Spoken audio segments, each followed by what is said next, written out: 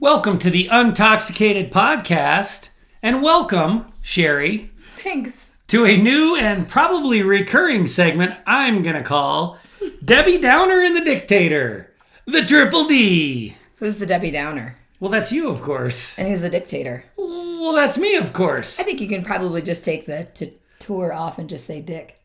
Well, down here in my notes, I have myself called a tater dick. Don't know what that is. Well, it's the reverse of dictator. You know, so when you're feeling particularly feisty, you can mean dictator. You can mean, authoritative asshole, and just call me a tater dick. Maybe like under your breath. It'll be great. Sure. We're in the process of moving, and neither of us decided to take any time off for the move. So we took our full-time jobs and our parenting responsibilities. And our full-time, our part-time, extracurriculars. Yeah, we actually picked the first week of soccer season for me, high school soccer season, which was particularly good timing. But hey, this has all been dependent on selling a house, and it's taken us a year. So literally, we could have moved on Christmas Day, and I think we would have both been fine with it.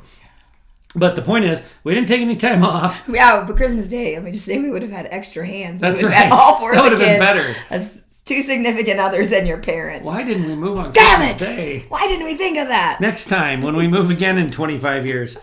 Yeah, so all the stress that's associated with moving. It's real, people. Yeah, it's real. The one thing I will say is we had a little overlap between place 1 and place 2, so we've got a couple of weeks to get it done. So I'm sure there are people that are like, I moved in a 6-hour window. You guys are ridiculous whiners for saying this. I get it. There's other ways to do it. Yeah. But we are reaching a different kind of stress, a different level of stress. And stress, I think we can safely say it kind of brings out the worst instincts in kind of both of us. The things that we've spent years to improve. I know. You have no negative flaws. Qualities or characteristics. I have no flaws. That's right. That's why we call you Debbie Downer, because you're flawless. Yeah. So pessimism, I think maybe you want to call that an asset. Maybe you don't want to call that a flaw. But you have admitted and acknowledged that you have kind of a pessimistic attitude. Mostly a realistic attitude with a little bit of pessimism. That's some good deflection, Sheri. Good job. I mean, I'm just saying, deflection. It's not all bad and gloom and doom. I'm just a realist that has an overtone of pessimism. Okay, that's fair. Yeah. But when the stress is high, the overtone gets louder. Like, there was just a couple of days ago, you were thinking about all that we had to do and the amount of time we had to do it in and the other stuff that was also going on, and you got kind of emotional. Acceptable, like totally acceptable. I'm not anti this. But you were pretty woe is me about it, and I don't know, maybe I should have just shut my mouth, which that's often the case. It's often the case. But I said, look, we've lived this long. Nothing's taken us down yet. We're going to be fine. It's all going to work out. Yeah. The way it's supposed to. And I remember all I said was, I don't want to take 6 months to fix my back and hips and arms and shoulders for pushing through for a 2-week stressful, all-nighters, when we should be sleeping, we were moving. That was my point. I like 2 weeks of all-nighters, Sheri. Woohoo. That's not what you meant, though, probably. Yeah, maybe this would be a good podcast for people to actually watch, because my face is a little... Your face is good. My face is on fire right now. Intoxicated Podcast on YouTube. Yeah, you're lighting it up. Hopefully Kathy uses some of your facial expressions as the shortcuts for... yeah, I'm not talking about all-nighters in the way you're talking about them. But no, I know you're not. Push through to move. And I was like, and sometimes it is a lot of stress. And you do have to take a moment and just have those feelings and let it pass and go on, instead of being reminded, yes, I know it's all working out. Yeah. But okay. So referring to you, how do you feel about me referring to you as Debbie Downer, one of our all-time favorite characters on Saturday Night Live, and you and I are both long-time Saturday Night Live fans. Mm-hmm. That's what was going on in my mind when you were like, I don't want to take 6 months to rehab my shoulder. That's a good look. So, Not feeling much empathy from old Tater Dick over here, were you? No, not in the least bit. And I would think that you would appreciate that I'm trying to self-care and know my limitations. And I had a really hard day at work. Yeah. It was a really stressful day at work. So I was feeling a little depleted. So. Well, let's talk about what I do under extreme stress, because I think you'll enjoy that more.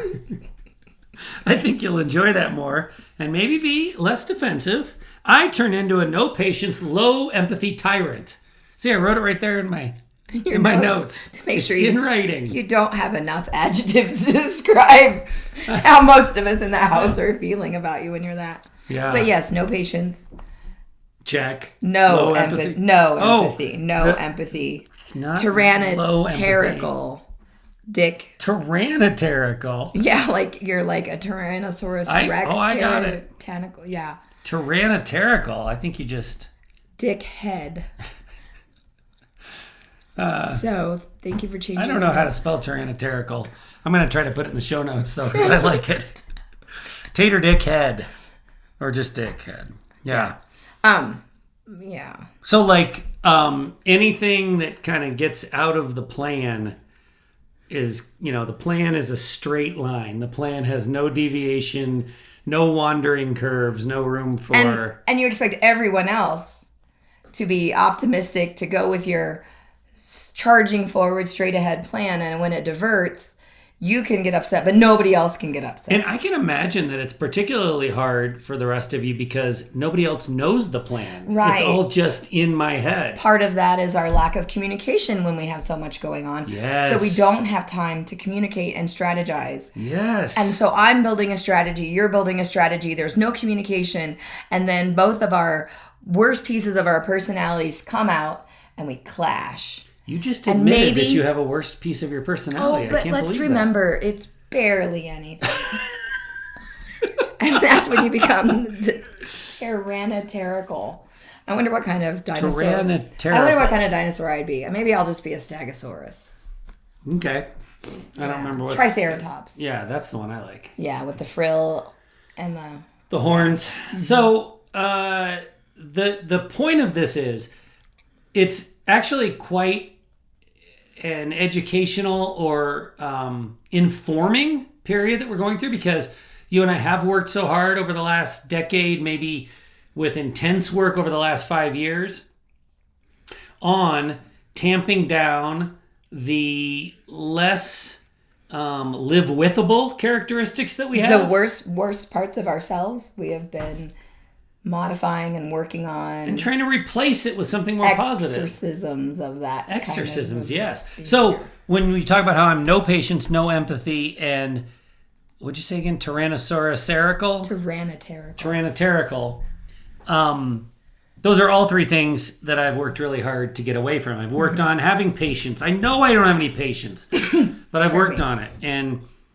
And I would argue that I've gotten damn good at having empathy in the right situations. There are people that I still don't have any empathy for, and I'm not necessarily sure that's a bad thing. But in places where empathy is logical and good, I'm using my big words today. And needed. Good and needed. Don't worry, I'm making up for you. I'm better at that, and I try really hard, not to be a tyrant. And so, but we revert to instincts when things get rough. And I think that's something for everyone to be aware of, all of us to be aware of. This isn't the first time this has happened in the last 10 years, but it's kind of glaring right now, and I'm doing a lot of introspection about it and thinking, I'm not proud of myself in some of these moments.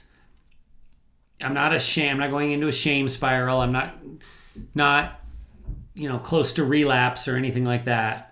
But I'm like, gosh, I am better than this. Whereas in the past, when this was standard operating procedure for me, I couldn't say I am better than this because I wasn't. Mm-hmm. And I think, similarly, I think you have a realistic bent to you with realisticism being on the pessimistic side. You have that, but you're able to kind of rise above normally in normal times and say, okay, even if this thing happens the way I think it's going to, it's still going to be okay. And maybe it'll happen the way, Candy Cane Eater over there thinks it's going to happen. Maybe. Probably not. But even if worse comes to worse, we are going to survive. And so I don't want to say, here's the list of things that throws us into this. It's stress and it's, I don't know. The reason I don't want to say a list of things is because I think it's just stress. I think that's just it. It's just, when we get overloaded. An overarching umbrella term. Yeah. And you can just look under that and you choose your stress: financial stress, moving stress, family stress, kids stress, health stress. You've got all the stressors. But what I'm saying is, it doesn't also happen when something bad happens. When an appliance breaks or it takes a year to sell our house. We did not slip into this negative mode over the course of the whole year trying to sell the house. Not to this degree. Not to this degree, yeah. It's not driven by any variety of bad things. It's really stress. It's when... acute stress. Yeah, it's when we don't have the option, or we don't have the extra bandwidth to take a breath and do the right things that we've been working on. So the real overriding point I'm trying to make is we still have these instincts that we have to be wary of. Well, I'm just going to say, I think that the not selling the house for a year and, the market turning a little bit, like when we were first on the market, like those things, they were stressors. A lot of it. They were stressors, but it was a different kind of stress level. Like I said, it was like acute stress is that we have like a shorter time before we close, like between the contract and the close of the house. So that is a time frame that seemed short because we also had to find a place to live in that time. So that is an acute... And do the things on the inspection report. And live our lives and do these extracurriculars. So it's an acute, immediate stress that rises your cortisol level, I think, and you get really high bumped up. The lower level stress, like not selling the house, you and I were taking turns falling in and out of the woe is me moments. True that. So we were able to, whoever was in the woe is me, we could build them up and then it would switch. So most of the time we weren't on the same page of negativity at the same time, and we weren't feeling that kind of stress or wearing it so abruptly. That's how I feel it is for me. It was just like, yay, we sold the house. Shit, we've got all these things we need to do. I think acute stress is the perfect word, because what acute high levels of stress does is it takes away your bandwidth for processing. And so instead of thinking through how I'm going to respond to one of our kids who just asked me to do something when I don't have any more room to do things, instead of thinking that through and making an appropriate response, I'm going to go back to my instincts, which aren't particularly good. And I don't think they ever will be. I don't think it matters how much recovery work I do or how long I stay sober. I think I've got instincts that I've got to be wary of, and I always will. And at the risk of insulting you, your realism, which I think is pessimism, that ain't going away. It just isn't. No. And so some people are born optimists and some people are born pessimists. But that's something you always have to filter. You always have to run through a filter of appropriateness. And when we're in acute stress, the filter there's no time for it. Well, because my brain goes to what's the worst case scenario that could happen? Right. And I run backwards from that. So it happens to me on a daily basis. When somebody presents something, in my job or it could be a number of things. And then I'm like, what's the worst case scenario that can happen? And run back. How can we make this not come out like just a sharp no, that's not going to work. That's a stupid idea. Because I have to process that all the time. So I do have it's almost like I have a delayed reaction, but it's because I'm like, okay, how can I turn this into being a nice way to say no? A nice way to say that's a stupid idea. Not always, but then I have to say, you know what? This is what they want to work on, whatever. Let's see how I can be a part of this. Yeah. Or a team player. Yeah. Okay. So I think that's message number one that is important to keep in mind: the impact of stress and how it interacts with our instincts, the ones that we might not be super proud of. I want to talk about relief today, Sheri. I have learned so much from facilitating our Echoes of Recovery group. So much. But nothing of the vast array of things I've learned nothing has been more significant or life-changing, I would say, than the lessons about relief that I've learned. The partners of alcoholics, what they're searching for when they're trying to get healthy, when they're trying to do their own recovery work, it isn't what I thought it was. And it has helped me understand that what you were searching for when I got early sober and we were both working on recovery, what you were searching for isn't what I thought you were searching for either. It's not love or a rekindled flame or the fairy tale romance. What I have learned is that the partners of alcoholics are searching for relief from the chaos and trauma. That's the top priority, I would say, period. Like, it's not that and 3 other things. Relief from chaos and trauma. I would like you to react to that. What do you think about that? Yeah, I know you said it's not a lot. It's not 3 other things. And maybe under the spectrum of relief is peace and calm. Yeah, I wrote down some things that I think are synonyms because I don't want someone to be listening to this and saying, Matt particularly is crazy and Sheri, maybe she's going along with it. It's not relief, it's this other thing. So what do you think about these synonyms? Peace, yes, and contentment. I think that one, I think for me, contentment is something that's within yourself. And I think that's maybe what drives an addict or drives inappropriate behavior, because contentment also comes with some self-esteem for me. So I never I would be very content with something that you are like, we need to change this because this isn't enough. Like, you had maybe a higher standard of something, and I'm like, maybe it's our kids, and not that we yelled at our kids about grades, but you're like, they need to make A's, and I'm like, I am content with them making B's. And if they are struggling, let's get them help. Let's not act like, grades are important. Let's act and remind them their education and their learning ability is what we're looking for. So, for me, I just feel like contentment is different. Consistency might be okay. I like a word that. there. Trust is very, very, very, very valuable. I said trust, but then I put a note over here, trust in self and otherwise. I mean, I don't think that relief is the same. You don't have to necessarily trust your partner to find that relief. You have to handle the situation such that your partner can't create the chaos and trauma anymore, but that doesn't necessarily mean you trust them. But Right. you have to trust yourself. That you can handle what's coming. Support with carrying the family load. We hear that a lot, that, the idea of,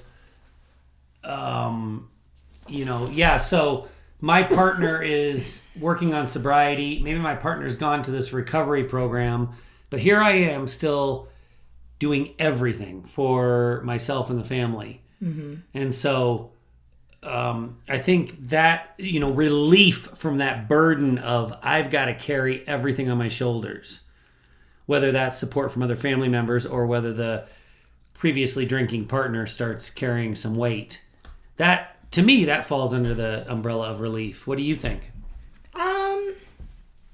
Yeah, I think that one is a little bit longer out there because sometimes they've been so unreliable and so out of touch with what's going on. And it's like you've been, welcome back into participating in our life. And then you're like, oh, I'm changing all of this. So I kind of feel like that is a family system sort of strategy that has to be worked on. I don't know if that really offers a lot of support, because I think a lot of us hold together, and I'm not using control in a negative way, but we have controlled the narrative in the way the morning routine runs or whatever, and then you come in as sober dad for 6 months sober and you're gonna muck it up. That's not relief. Okay. So maybe help carrying the family load depending on how it's offered and how it's received. Me going, oh, I'm here now. Let me take over. Let me take these things over that you don't want me to take over. Right, like working together on building new routines or sharing the load, and that needs to be a longer. But if it's welcomed, if there's something that you could use some help with, just hey, I'm still at work and one of our kids needs to be picked up. Can you go get them? Yeah. That would be a reliability relief to have. Yeah. That reliability. Are there any other words you think that fall under the relief umbrella? I said one. You added consistency and reliability. I said peace and something else. Not assholery? No, not that. No, I mean not like that's like a compound word, not dash assholery. Yeah. Okay. Yeah. Anyway, Yeah. that's bad. Okay, so so relief. I want to get to why relief is. Why I say that's the most significant learning piece that I have experienced from Echoes of Recovery. Here's why.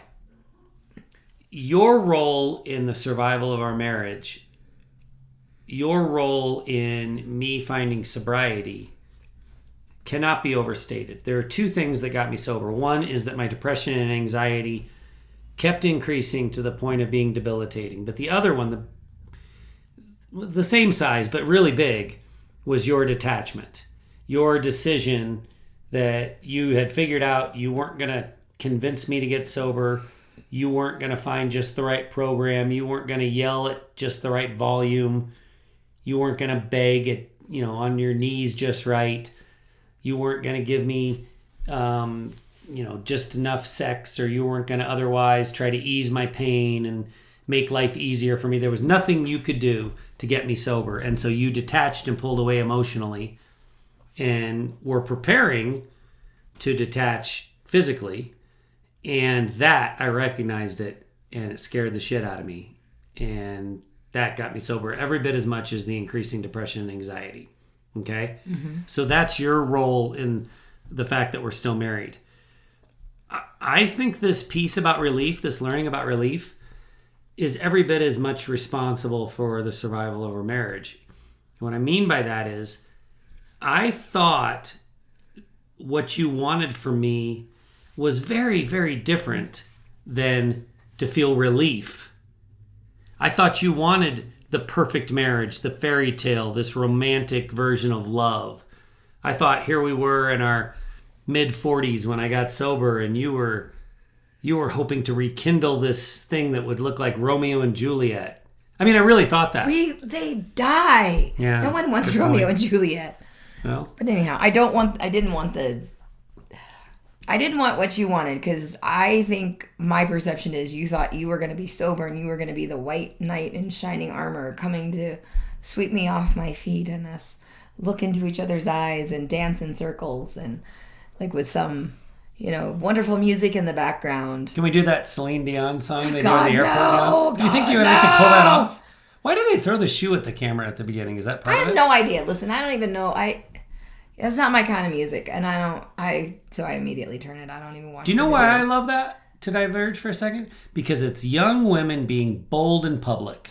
And I don't think there's anything that brings a bigger smile on my face. I don't even know. I got to be honest. I hear the music and I flip it. I swipe. God, you need to be an ally of us women, Sheri. You are just mean. I just, it's not my kind of music. Well, who cares? I have to listen to it. Anyhow. Let's get us back on track, Sheri. I'm not a romantic.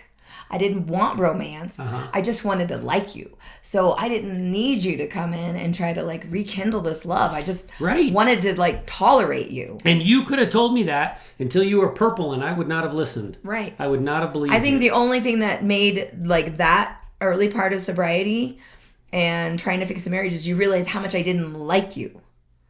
Like you said that this relief has been something, but that was a big wake up call. They're the same thing. But they're the same thing. Realizing that you wanted relief from the chaos and trauma, you wanted someone that you could enjoy being around and consider part of the solution instead of part of the problem. Well, okay. You don't think they're the same thing? I think they're different because I think the relief from the chaos and trauma could come in many different forms. Some of them not great endings. But it would still be a relief and an end to the chaos and trauma. And you wouldn't necessarily like me. And I still didn't have to like Okay, good point. Good point. Being together and having that relief of the ending of the chaos and trauma and liking my partner, whom I love because he's family and the father of my children, and I would love to love him in a more romantic way, but just to get to the point of liking him if we were going to be together. That's fair, but the relief can come whether you like me or not. You just made that point, and I think that's really important. And that's what I learned. That's what I continue to learn from Echoes. Yes, I want you to like me. I realized you didn't like me. But I also realized that you weren't looking for me to be the white knight to ride in on the horse and do the thing. And that was really important. And I never would have learned that from you. Because you know what I would have done, Sheri? And I think there's a lot of... Listen, we know a lot about a lot of relationships. I think there's enough men out there that are thinking to themselves, yeah, she says she doesn't want that, but come on. If I can deliver it, she's going to love it. And I think they need to get the same lesson that I got from Echoes, which is, no, that's really not super high on the list. The relief piece, the learning to like, the learning to trust, the being in a situation where the nervous system is regulated, that's way more important. Because, I mean, so speaking to the addicts who are trying to get sober and save their relationship, listen when they say it's not this big grandiose thing. It's small things. It's small steps. It's, like it's the simplicity of a few things that I think that you're right. Like they would maybe be like, oh, I bet they would really like for me to be, the knight in shining armor kind of personality to come in. But no, we want the humility. We want the honesty. We want the vulnerability. We want the gentler approach. We don't need the machismo. Yeah, because all of the fairy tale. We don't need any of that. All of those things that you want are relief from the chaos and the trauma. And that just seems like a little bit more grandiosity that some of us have had to deal with in your addiction personality, your addictive personality, some grandiosity. Yeah, that's and the very common. Yeah, and the overarching maybe not strive to like make everything better because you think that's going to be, you know what I mean? Yeah, maybe not, I don't know if I want to go here. Maybe not diagnosable, mental health disorders, like maybe not full-on narcissism, but narcissistic behaviors. Yeah. I know best. I'm going to make this great. Just stick with me and it'll be perfect. A lot of drinkers have a false sense of security. So, so they like overcompensate by making this big show, this big production, performative. So maybe a lot of us, like me, have had this performative partner who doesn't have narcissistic tendencies, but your performative nature and boasted or inflated ego was masking your insecurities. Mm-hmm. Yeah. So none of that, You simple, don't want any of that. Yeah. Simple, honest, real, vulnerable. Yeah. Reliable. Let's talk about some things that you did to defend yourself when I had the grandiosity and overinflated ego. When I had it worse than I have it now, let's say it that way. It only comes out in the most stressful times. One of the things I remember is that you would take the kids to the movies on the weekends, or just in general not be home when I was home. Anyway. Yeah. Or you would, as we've talked about on the podcast, we owned a bakery together, and you enjoyed working at the bakery as long as I wasn't there. When you weren't there. You hated working together at the bakery, but you liked it when I wasn't there. You dreaded weekends and vacations because that was time when we were interacting more and we were around each other a lot. Sundays were the worst. Saturday afternoons to Sundays, because for a while, and then we went off where you weren't, like you often worked on Saturday mornings, and then we took a break. I said the weekend, and you got specific and said Saturday afternoons and Sundays. When you were so I'm like, what? Why were Saturday mornings good? Oh, I wasn't there. Because you weren't at home. And Friday nights you didn't get too drunk because you had to go in and work at the bakery. So we had like lots of fun on Saturday mornings, Like the kids, they may remember, like our third child says that that when you stopped working on Saturday mornings was when we kind of also ended craft morning Saturdays, because so he can't write very well and doesn't know how to use scissors very well because I ended that. But I ended the craft because you were your fault. That's good. Because you started being home on those Saturdays. You didn't work every Saturday morning, and I was like, well, fuck it, we got to find something to do.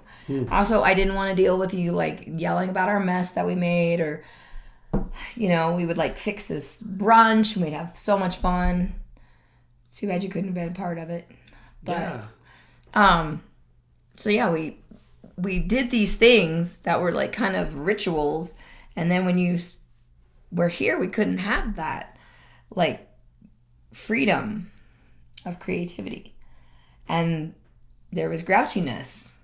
Also, I knew that if you weren't working on a Saturday morning at the bakery, you were going to drink more on a Friday night, so that could have entailed an argument starting, or it's the weekend, Sheri, let's party, drink with me, let's have sex all night, like that kind of stuff. So I also never turned down a membership. Sheri, the mortgage is due. Yeah. A little inside joke. Yeah. For some of our listeners who'll get that. Yeah. The electric pencil sharpener, it's just not doing it. Yep. Yeah. So, sorry for the distraction. It's okay. And sorry to our listeners who don't have a clue what that last 30 seconds was about. So join us in Echoes of Recovery and you get the inside scoop. Go ahead, Sheri. Are you sure?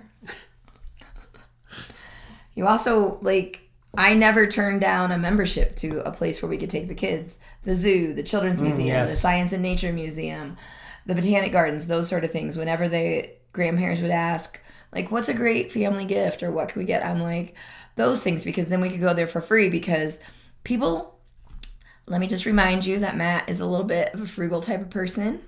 So even back in the day when we did have a little bit of discretionary income, you were also like, well, how much is that going to cost? How much is that going to cost? Well, it's going to cost my sanity if I have to stay home with you.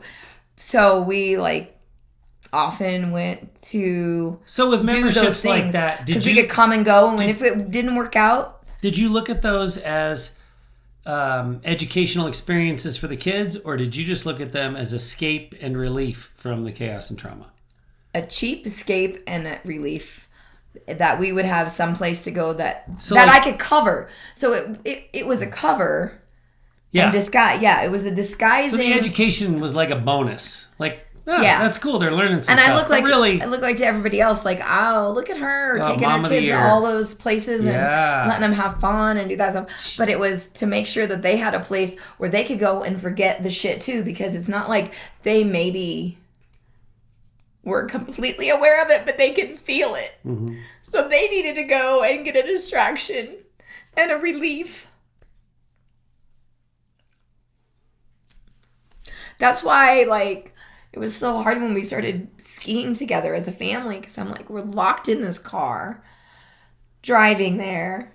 There's many opportunities for someone to have an opinion, and Matt's had a few beers in him, and maybe he's not going to be appreciative of someone's opinion or ability to do one more run, or they're too cold, and we're just not sucking it up enough, and we're not enjoying it the way he wants us to enjoy it. So that's why I think it was hard when we were all 6 going skiing together, even if we did break up into groups because of different levels. That was one of the things that I was like, oh God, here we go, another Saturday to the slopes. So I should have brought a little more self-esteem with me into this discussion. Sorry. You have nothing to be sorry about. You're just being honest. And I appreciate that. I know our listeners do too. After we talk about our sponsors, we're going to talk about ways that we have learned through Echoes of Recovery that the partners of the alcoholics find relief. And it's gonna go much kind of deeper and be much broader than some of the specifics that we've talked about. And so if you haven't related to taking the kids to the Nature and Science Museum as being enough of a relief from the chaos and trauma. Hang in there with us, because I think there's some other things you're going to hear that you probably will relate to. We're sponsored by SoberLink. SoberLink is the premier remote alcohol monitoring system, combining cutting-edge technology with compassionate design to support accountability in recovery and family law. It's the top-of-the-line handheld breathalyzer. Today, we are talking about relief. Think about what it is like to be the partner of a drinker in recovery or the co-parent of someone who is a former drinker with whom there is shared custody. Every successful sobriety test is a little piece of relief. As the drinker, we know what we are or are not doing. There's no relief for us in proving it. But for our partner, who does not control our behavior, the verification is priceless. Don't make this some bullshit gotcha about trust. Help the person you love or loved feel the relief they deserve. That's where SoberLink comes in. SoberLink is not just a handheld breathalyzer you can buy at the drugstore or on the internet, a cheapie that breaks or gives unreliable results. SoberLink's best-in-class service and product combination includes built-in facial recognition and tamper detection, expert in-house support, emailed daily, weekly, or monthly reporting that's court admissible in all 50 states and Canada, unlimited testing days, and scheduled testing to build accountability and trust. SoberLink is the right tool for verifying that our needs for a sober partner or our need for a sober co-parent are being met. SoberLink provides accountability, peace of mind, and clarity to help us thrive. Let me tell you what SoberLink is to me. It's a sign that you are serious this time, that you hear me when I tell you I can't trust you, that you are willing to put aside your ego for a second and do something for me, for our family. SoberLink is an indication that you love me more, that you love the kids more, than you are selfish about doing it your way. Right now, SoberLink is offering Untoxicated podcast listeners a free offer ID valid for a $100 enrollment bonus. Go to soberlink.com/untoxicated. And here's a new and added bonus just for SoberLink subscribers. If you or your partner are an active SoberLink customer, we will give you a free introductory month in either our Shout Sobriety program for the drinkers in recovery or our Echoes of Recovery program for the partners and former partners of drinkers. Claim your offer ID for a $100 enrollment bonus. There's no commitment required to claim your offer ID while this promotion lasts, and you can use your $100 enrollment bonus when you're ready to place your order. To claim your offer ID, you will only be asked to provide your name and email address. No other personal details, no commitment, no credit card number. To claim your offer ID for a $100 enrollment bonus, please go to soberlink.com/untoxicated. And if you are an active SoberLink customer, new or existing, take our survey at untoxicatedsurvey.org to get started with your free month in Shout Sobriety or Echoes of Recovery. The Untoxicated podcast is part of a 501c3 nonprofit research organization. We learn from you, our listeners, and we share with you what we learn. It's a partnership. If you are a student, well, no, you're the student. Yeah. And a teacher. And a teacher. You get a sense of belonging. And there is nothing more important to our understanding about the impact of addiction and emotional abuse than hearing from you about your instincts. Right now, we're trying to learn more about your experiences with emotional safety and the opposite of emotional safety, emotional abuse. What role do your instincts play in navigating that? Whether you're wondering if you have experienced emotional abuse in your relationship, or you are wondering if your reactive behavior could be disrupting your family's sense of emotional safety, we have a confidential, easy-to-take survey ready to help you better understand what you've experienced. Our survey will only take a minute or two to complete, and as I said, we will hold your response in strict confidentiality. Please go to untoxicatedsurvey.org to take the survey. As a thank you for participating in our research, we will share helpful resources, including a free ebook, and we will respond to you to share our feedback on your experiences. We respond to each and every survey response directly and confidentially. We offer to meet with you, a 30-minute conversation that is absolutely free. We learn more about your situation, and if it feels like a good fit, we invite you to join us to learn and share and grow and evolve. Free resources, including a free ebook, free feedback from us, and a free conversation with people who truly get it. Listen to your instincts and take our survey. Please go to untoxicatedsurvey.org. All right, let's talk about ways that the partners of alcoholics often feel relief. He goes to rehab. This was really an eye-opening thing for me because I didn't do a 30-day inpatient rehab or 60-day inpatient rehab. When we first started working with folks in Echoes of Recovery, it really shocked me. Okay, so what's your emotion? Your partner went to rehab. This is what I expected. Can you believe this? This is crazy. I expected them to say, oh, I'm so nervous for him. I hope he's okay. I hope he's doing okay. I hope he's learning a lot. I hope it's not too hard. I hope being without alcohol is not too hard. No, I mean, sometimes we just feel relief when you go to work. So that at all was not shocking when they were like, well, they know they're safe for the most part. They're supervised. You're right. They're getting, and I would say besides hopefully they lock the doors on that place. Yeah. The only thing that I would have had was and we've heard it, we've said, we need a 30-day rehab. Yeah. An inpatient. But, jealous, relief and a little bit jealous. Yeah. Because there's, so much attention, to resetting the addict. And I know it's hard and I'm not belittling it by any means. I can't imagine doing anything like that. But that relief piece, no, I would feel like, okay, they are taken care of. And put away makes it sound terrible, but they are put away for 30 days. They are put away, they are supervised, they are being taken care of. Hopefully their head is... They won't climb on top of me at 2 a.m. and ask for sex. Right. They won't spill a tray of nachos all over the kitchen and then do a shitty job of cleaning it up. They won't leave 6 beer bottles for my kids to find in the morning. Right. That. Whew. Can't imagine that kind of relief. Talk about the nervous system. What happens for the partners when... because you said, okay, I feel relief when you go to work. Yeah, but 8 hours, 10 hours, whatever that is, that's not really going to do anything for your nervous system. But still, it can be a really big break. Yeah. It can still really kind of break. So, but contrast that against 30 days. Yeah. What happens to the nervous system? I think even in the 30 days, you don't come down quickly because there will be communication. There will be expected responses. There will be some family stuff that family therapy or sessions that need to happen. But I think that there is an immediate sense of relief and that you can finally fully breathe in a lot of ways.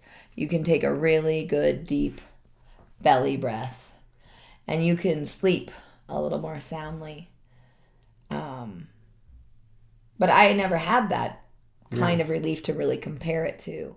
So I can't I'm not asking you to describe your personal experience, but just from what we've heard. I think it's better coming from you than from me. Yeah, I think that you just don't wake up and be paranoid of what you're going to find. For those people that had drinkers that got up in the middle of the night and did stuff. And I know there for a while you were getting up at weird times doing things when you were kind of sleep eating. I don't remember if that was during drinking, but I just...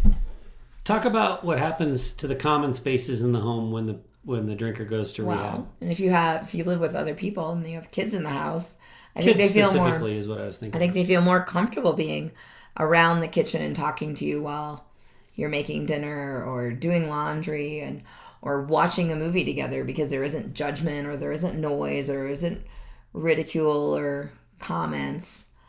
And the noise, they get to be kids, they get to be free. Sometimes I know in our house it was okay, Dad's passed out, but I would say, oh, Dad's taking a nap. Let's not be loud, and if they don't have to worry about waking a grumpy drunk person from a passed out scenario, I'm sure that they are more engaged and more free to be kids. If you're looking for a tangible measure of emotional safety in your house, track how much the common spaces get used by the kids. I know a lot of people like to hide behind the fact that teenagers are angsty and they like to be behind their closed bedroom door, but I'm going to push back on that. To some degree, kids like their privacy. But if they're always behind that closed door, then that house is not emotionally safe. Right. It just isn't. Kids go where they feel comfortable. Yeah. And if they feel comfortable in the living room watching a movie with the family or hanging out or whatever, then that's where they'll be. They just will. And if they're not there, then the household doesn't have emotional safety. Mm-hmm. I've never thought about this before, but you just said something. If we were ever asked to design a perfect 30-day inpatient rehab for the drinker, not for the loved one, I think it would involve no contact for the 30 days. It wouldn't involve the family goes on the weekends for a visit to see how dad's doing. It wouldn't involve access to the phone between the hours of 6 p.m. and 8 p.m. every night, or email or whatever. We have someone in our Echoes of Recovery group who talks about how 1 week vacations, she calls them American style vacations. She lives in Europe, and she calls them American style vacations. You know, Europeans and other countries are famous for taking longer vacations than what we do.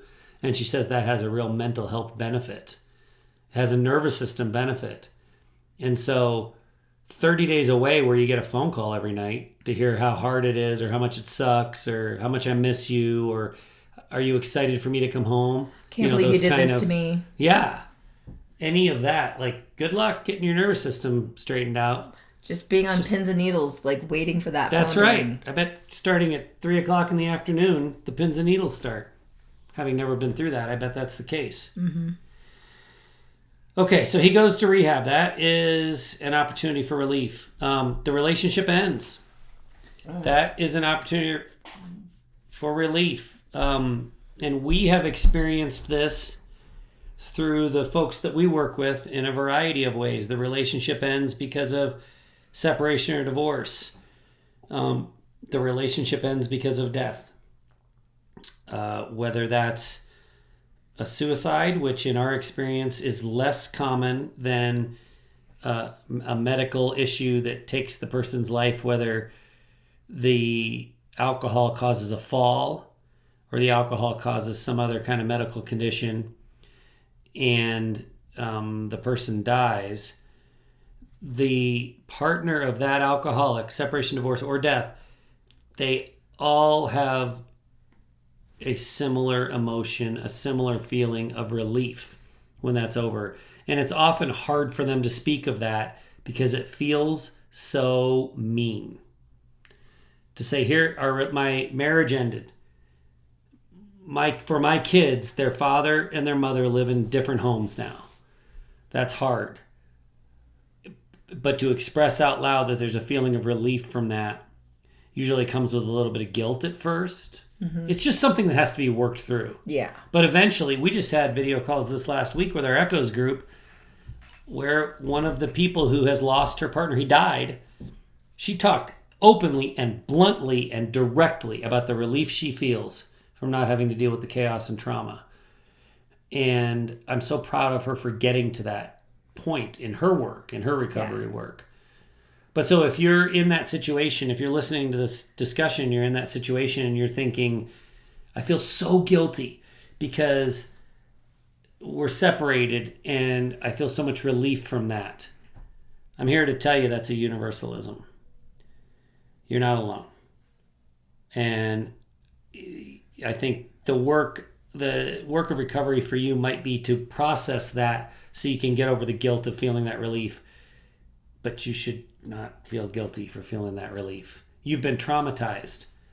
And the person doing the traumatizing, the substance doing the traumatizing, the behavior that was causing the trauma, that's gone. And relief is the only natural feeling at that point.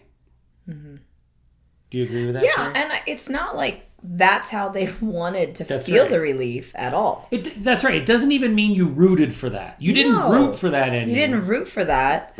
It's just that's going to be the natural consequence or the natural feeling that comes up of like, Okay. I mean, because there are a lot of it, and you did not get to the point where some of this situation has happened with the medical complications from the alcoholism took your life, or that your depression and the drinking doubled up and compounded where you felt like you needed to act on and take your life. So I didn't get there, but I am you thought about it. No, I was going to say that. I was going to say I am very comfortable now because of Echoes. I am very comfortable with the fact that I know you would have felt relief had either any of those kind of things happened. Well, and I think that that's because, and again, I didn't get to that point, but I think there is worry and concern. Like, is this going to be the night where I am out of town and he drinks himself into oblivion and falls down our kitchen stairs that are tile and have a corner, and he's supposed to be watching the kids, and the kids are going to wake up and find him dead with a big old, like that sort of just, that's your nervous system that's totally dysregulated, that you're thinking of the worst case scenarios. You can't live a life fully anticipating the actions of your addict. If you are having those kind of feelings, those kind of worries with a sober, mentally stable partner, then you are the one that has a paranoia issue that you need to go get worked on. But if your partner's a drinker, you can have that kind of paranoid worry and concern every minute your partner is home with those kids, and it's not delusional. It's not crazy. How fucked up is our society that we endorse a substance that can make a person an unfit parent and make the partner of that person constantly worried and constantly on pins and needles, and we're like, yeah, that's unfortunate when that happens, instead of doing more about it. Like, that just infuriates me. Yeah. Well, or like, oh, well, they're staying at work longer. I wonder if, and I haven't heard anything, so I wonder if they're getting drinks after work. And is this going to be the night that they wrap the car around the tree, or worse yet, take out a whole family and change other people's lives because of their addiction? And that's a concern and worry for people. So not having to have that stress and kind of a burden to carry on a daily basis when you know your drinker will be drinking, or you anticipate they'll be drinking, that's a burden and a worry and a stress that no one else needs to take on, but it happens in that relationship. Most of the abuse that the people that we get to know deal with is emotional abuse.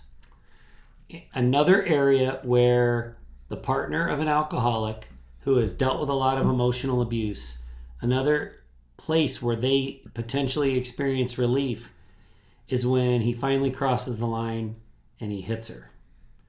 And the reason is that leaves a visible scar that has crossed a legal line, that has crossed a line of societal unacceptability. So physical abuse is punishable, criminally punishable. It's justification for sole custody. It is advantageous in a divorce proceeding. Physical abuse is different than emotional abuse. I'm going to spend the rest of my working days pushing, as part of what I do, pushing for emotional abuse to be recognized for what it is, just as damaging as physical abuse, but it's not yet. And so we know people that either have experienced the relief of, and this sounds like fucking crazy, but they feel relief when he finally hits her. Well, yeah, now you got proof. Now you got something to lean on. And so we know people who have experienced that relief, and we know people who will say out loud, if they're in a safe enough environment and a trusting enough environment, I wish he'd hit me. Then I'd have the proof. Then I'd have the relief of knowing I'm not crazy. The gaslighting isn't because There's something wrong with me. This is actually becomes tangible. I think it also, in the mind of the partner, like you mentioned, the gaslighting, the manipulation, along in that emotional abuse, the cutting and tearing you down of your sense of self.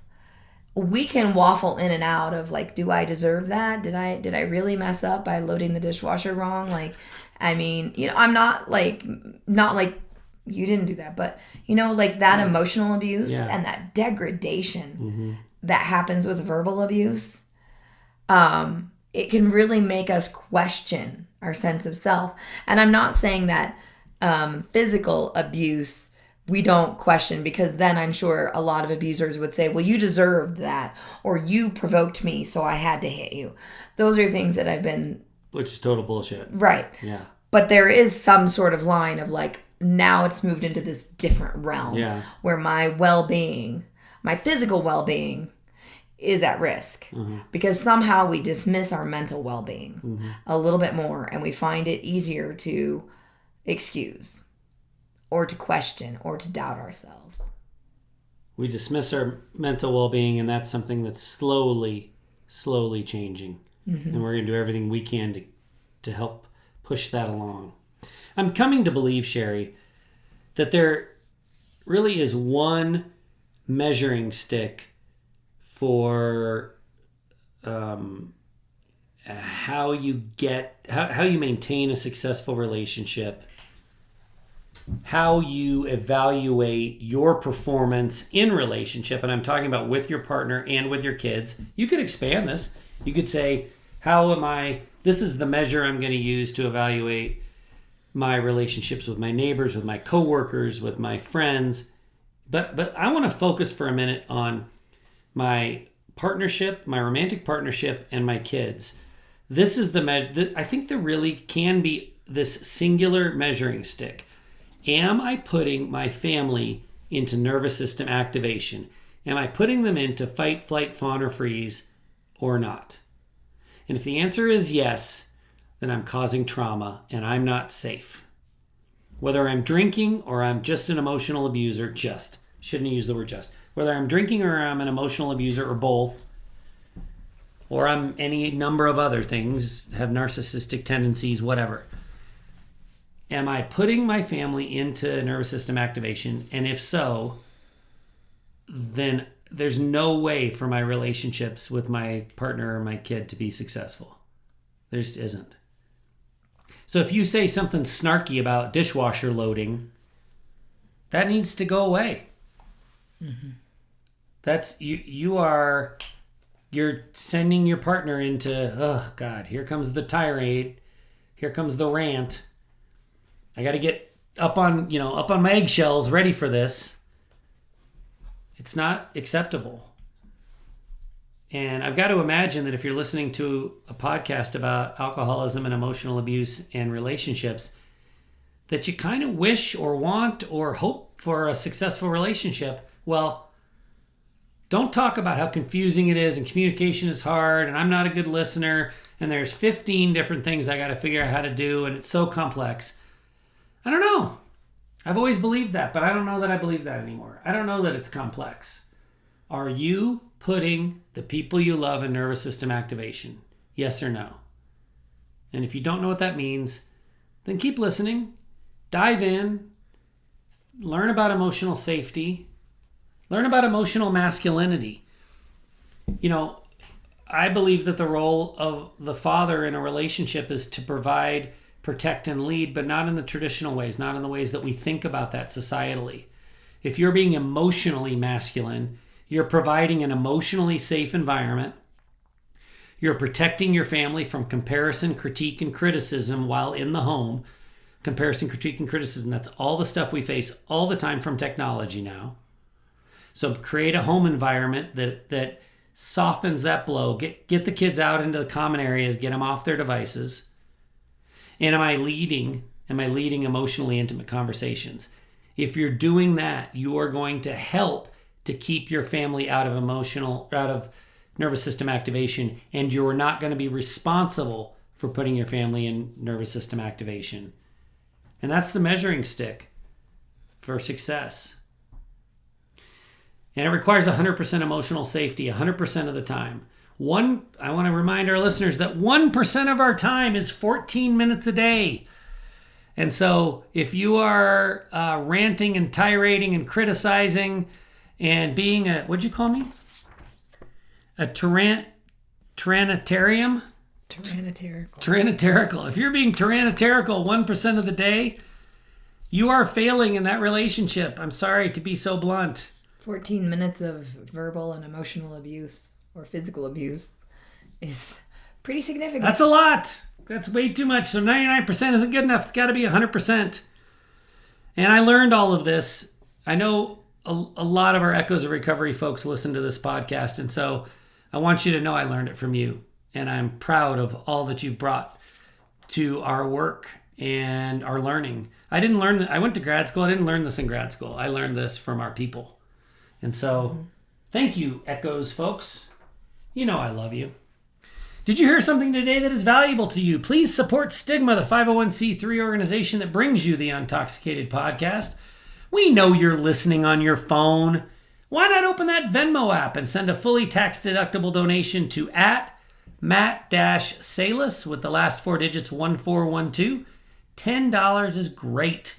It doesn't have to be $1 million, although that's fine too. That's @Matt-Salas, last 4 1412. Or go to supportuntoxicated.org to make that donation. That's supportuntoxicated.org. And while you got that phone open, see if maybe you would be a good fit for either Echoes of Recovery or for Shout Sobriety. Please go to the untoxicatedsurvey.org, untoxicatedsurvey.org, and click radio buttons to help us learn what you've been through. Thank you for listening to the Untoxicated podcast. You've got this, and we've got you.